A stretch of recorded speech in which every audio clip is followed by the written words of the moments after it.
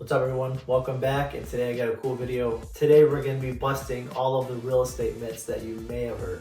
So right off the bat, I want to talk about down payments and getting a loan, getting a mortgage approval, getting your pre-approval. This is a huge and important step, and I hear it so much and almost to the point of it sounds silly to me, but of course I'm in this space, I'm in this world. So for a lot of people that may have never even considered buying a house and all of a sudden are jumping in, you may have heard or you may have been told that you need to put a 20% down payment to purchase a house, which is a big myth.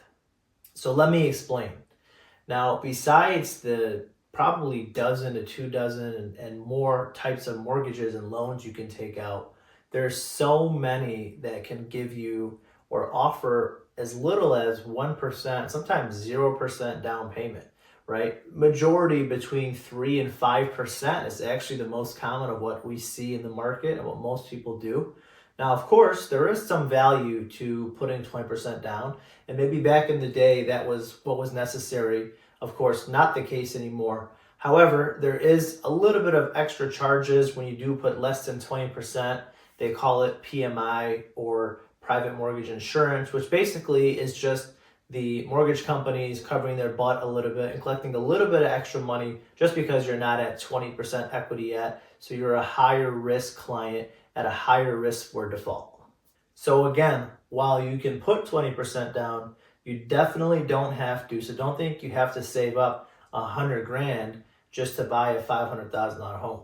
You can get in for as little as about 30 to 40K with that 5% down conventional mortgage, which, by the way, is a very strong mortgage. If you were presenting that to a seller, they'd be happy to accept that, because on the flip side, the seller gets all of their money at the close anyway. They get paid 100% of the proceeds from the mortgage balance, covering the difference from the mortgage company, and then subtracting what you contribute to the closing. All right, so another real estate myth is you need an 800 credit score to buy a house. Well, that's a great credit score. You definitely don't need a score that high. Matter of fact, most companies like you to be at least at a 640, and typically a 740 or above would be prime for the best interest rate. However, you always have opportunities to refinance down the road if you want to change that, or better yet, you can prepare and work on with a credit repair company to repair your credit or increase your score, which always helps significantly if you are not at that beginner threshold or even trying to get to that prime credit to buy the house. So this is why it's always good to talk to your real estate broker, talk to your mortgage broker well ahead of when you're ready to start buying a house. You can start preparing for these things, and that way, if you discover your score is not as favorable as you would like, you can go ahead and start repairing it or work on that to get that score up to where you want it to be. So when you're ready to actually make the move, you'll have taken care of that beforehand.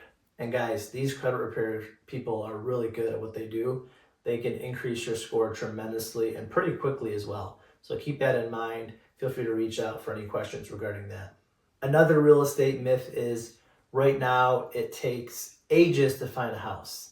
And while that may be true in some markets, or maybe potentially for some people, depending on your situation, it's very possible if you're working with a highly trained professional broker or somebody who's very active in the market you're looking, that you can find something pretty quickly. Matter of fact, sometimes some people can find a property so fast they're not even quite ready to jump on it. So you definitely don't want to be in that position, because it'd be a bummer to find your dream home and not be able to act on it quick enough because you weren't quite prepared. So yes, inventory is low, and yes, it may be tough. However, there's always plenty of opportunities on or off market. So make sure you work with your real estate professional and you stay on top of that. Another big real estate myth when purchasing a home is you need an agent that's local to where you want to buy, or even if you want to sell, you have to have an agent in that city who has an office or works in that city exclusively. And these days, that's just not true.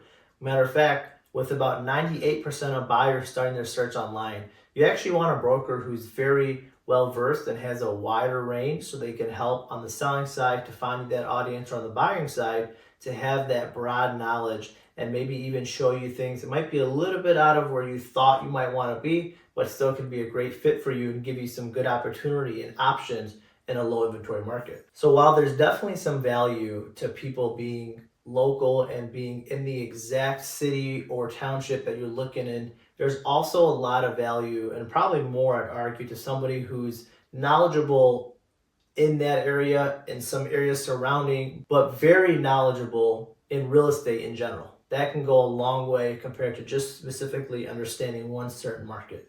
All right, guys, next myth is you need to sell your home first in order to buy a home, or you need to find a home in order to sell your home. So it's 2025. We have so many options, so many different things we can do to help buy a house without having to sell yours potentially, or of course, get your house on the market and get it sold before we have a house to purchase. And let me explain. So let's say that you are living in a home you've owned for 10 years, for example, and you need to buy a new home that's larger and a little further away for your work. Well, you might think that in order to buy that next property that you've located already, you need to sell your home. So put yourself in the shoes of a seller for a moment. If you're looking to sell your home in order to buy their home, so they need your home to sell and close in order for you to buy and close on their home, they're a little more leery of that compared to if there's competition, another buyer who's going to say, hey, I don't have a contingency, I can buy your home immediately just based on standard inspection appraisal. So this is where you might want to explore other options of maybe getting a bridge loan, or maybe seeing if you can afford or potentially get your house sold after or during the process of buying their home and having it non-contingent. These are some things you might want to explore, especially in a very competitive market. I'm sure you've all been there. While things are starting to balance a bit in our market, we are still seeing plenty of multiple offers, highest and best, on great homes and great neighborhoods, and I don't see that stopping anytime soon. On the flip side, you might think that in order for you to sell your home, that you need to have a house already picked out under contract for you to make that move. And that's also a myth as well, because there's many options. For example, you can go ahead and tell your buyer who's buying your home that, hey, if they can wait, maybe they're in a situation where they're currently renting or staying with family, and if they can wait for you to be able to find a house and secure it, and then you can close on your home, that might be a great option for you to have your house sold and have that big step complete, and then be able to take your time and find a house. And then once you find that house, secure it, that's when you'll actually close, sell your home, and close on that next home. So this is a good contingency or a good clause to keep in your back pocket if you really want to get going, but obviously you want to make sure you're not going to be homeless when you sell your home. So do me a favor, if you've watched this far along, please like the video and drop a comment on a real estate myth that you've heard. I'd love to hear from you guys. Thanks again for tuning in, and we'll see you next time.